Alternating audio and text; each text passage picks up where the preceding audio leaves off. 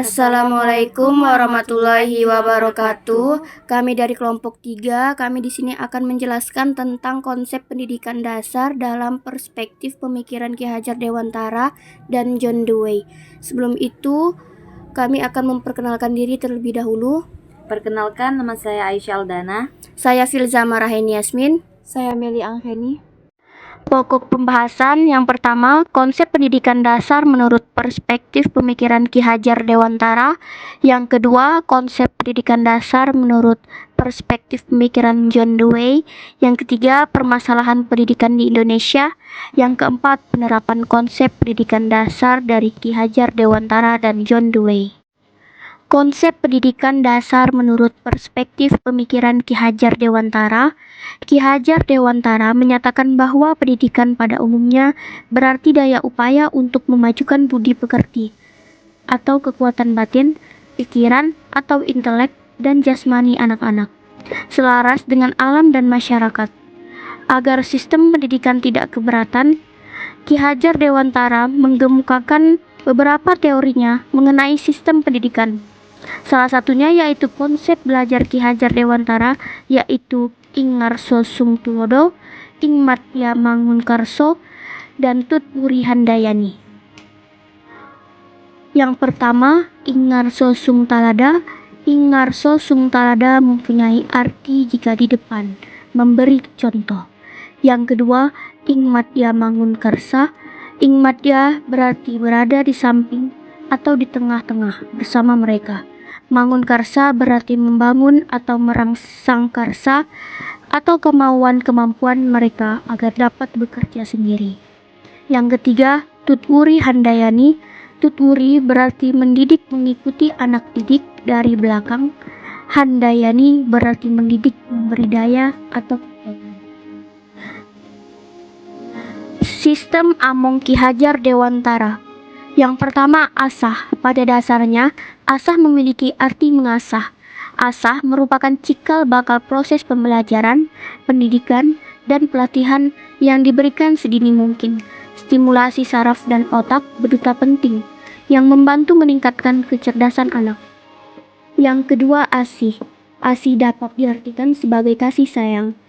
Asih sebagai pengorbanan. Pada dasarnya, asih merupakan kemampuan untuk mengorbankan kepentingan individu untuk kepentingan yang dikasihinya dalam hal yang benar. Asih untuk ekspresi diri. Penerapan dari rasa asih ialah dapat mengekspresikan diri seutuhnya. Yang ketiga, asuh. Asuh dapat diartikan sebagai merawat. Kata pengasuh berawal dari kata asuh, artinya mengurus, mendidik, melatih, memelihara, dan mengajar. Kemudian diberi awalan atau pengasuh, berarti kata pelatih, pembimbing. Jadi, pengasuh memiliki makna orang yang mengasuh, mengurus, memelihara, melatih, dan mendidik. Konsep pendidikan dasar menurut perspektif pemikiran John Dewey.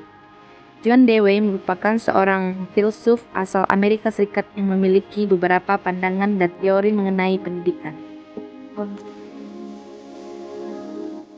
Teori John Dewey mengemukakan bahwa anak hendaknya belajar menggunakan cara learning by doing, belajar sambil melakukan.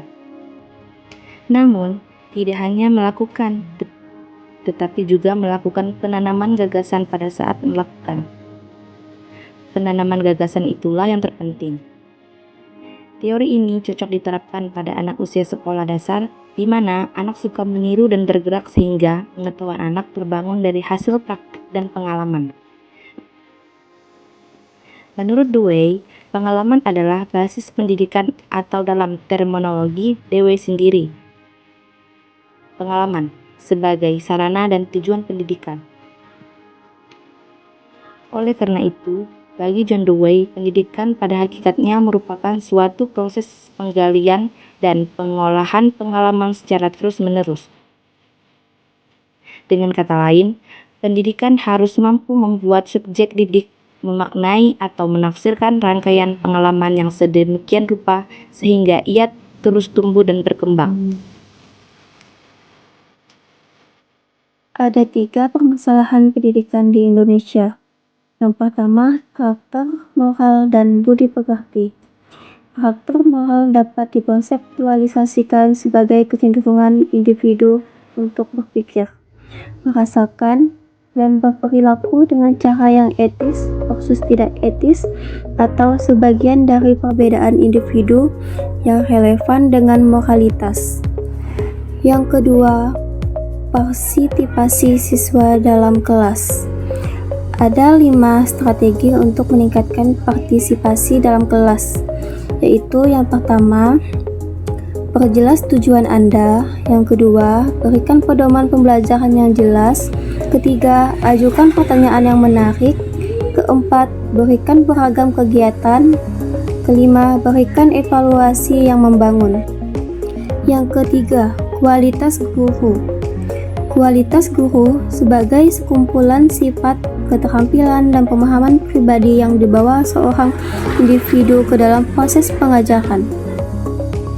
Selanjutnya, penerapan konsep pendidikan dasar dari Ki Hajar Dewantara dan John Dewey. Yang pertama, menggunakan sistem cara berpikir reflektif di dalam pembelajaran. Jadi, berpikir reflektif adalah aktif, terus-menerus, gigih, dan mempertimbangkan dengan saksama tentang segala sesuatu yang dipercaya kebenarannya atau format tentang pengetahuan dengan alasan yang mendukungnya, dan menuju pada suatu kesimpulan. Yang kedua, pembelajaran yang bermakna dan menyenangkan. Pembelajaran yang menyenangkan dan bermakna adalah kegiatan pembelajaran yang dapat membuat suasana hati merasa senang, puas, sehingga menyukai mata pelajaran yang diajarkan oleh pendidik. Pembelajaran menyenangkan dapat diartikan sebagai pembelajaran yang dapat menarik perhatian siswa dengan berbagai metode yang dapat diterapkan, sehingga saat pembelajaran berlangsung siswa tidak merasa bosan. Yang ketiga, pendidikan mendekatkan diri kepada peserta didik. Hal yang harus dilakukan guru inspiratif, yaitu yang pertama, menunjukkan keterbukaan dalam perencanaan mengajar dan kegiatan belajar mengajar. Kedua, menjadikan materi pelajaran berguna bagi kehidupan nyata siswa. Ketiga, mempertimbangkan berbagai alternatif cara menyampaikan isi pelajaran kepada siswa. Sebagai wujud dari kedudukan yang sangat penting tersebut, fungsi pendidik adalah berupaya untuk mengembangkan segenap potensi anak didiknya agar memiliki kesiapan dalam menghadapi berbagai tantangan dalam kehidupan. Demikianlah beberapa hal yang bisa saya sampaikan. Sebelumnya saya mohon maaf yang sebesar-besarnya kepada hadirin sekalian apabila dalam penyampaian tadi mungkin ada kesalahan kata atau beberapa pernyataan yang menyinggung hadirin sekalian. Saya ini hanya manusia biasa yang tidak luput dari kesalahan. Sekian presentasi dari kami. Budina membawa bonsai, lalu duduk makan stroberi. Semua telah usai, saatnya kami undur diri. Sebagai penutupan, izinkan saya untuk menyampaikan satu pantun sebelum mengakhiri presentasi ini. Nasi goreng rasanya gurih, dimakan di kota Batu. Kuucapkan terima kasih atas semua kasih dan perhatianmu. Demikian isi presentasi kami kali ini. Semoga apa yang kami sampaikan dapat bermanfaat bagi kita semua. Jika ada kekurangan, mohon dimaafkan.